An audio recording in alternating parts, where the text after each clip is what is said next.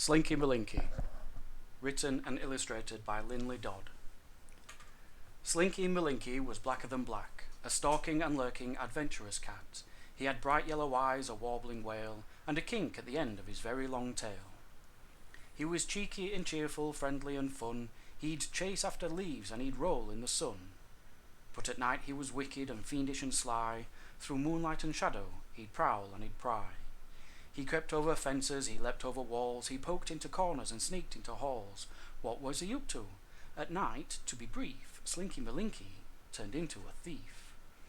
All over town, from basket and bowl, he pilfered and pillaged, he snitched and he stole. Slippers and sausages, biscuits, balloons, brushes and bandages, pencils and spoons. He pulled them, he dragged them, he heaved them until he'd carried them home to his house on the hill. One rascally night between midnight and 4, Slinky Malinky stole more than before. Some pegs and a teddy bear dressed up in lace, a gardening glove from a Cafferty's place, a tatty old sneaker, a smelly old sock, and Jennifer Turkington's pottery smock. A squishy banana, some glue and a pen, a cushion from Oliver Tulliver's den. A clock and some bottles, a pair of blue jeans, a half-knitted jersey, a packet of beans. He pulled them, he dragged them, he heaved them until he'd carried them home to his house on the hill. Then Slinky Malinky, rapscallion cat, piled them up high in a heap on the mat. The glue toppled over and gummed up the pegs, the jersey unravelled and tangled his legs. He tripped on the bottles and slipped on the sock. He tipped over sideways and set off the clock.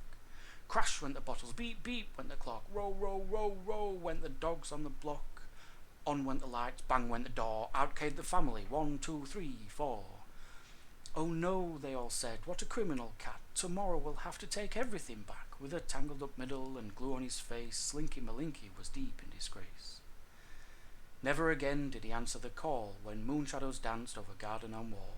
When whispers of wickedness stirred in his head, he adjusted his whiskers and stayed home instead.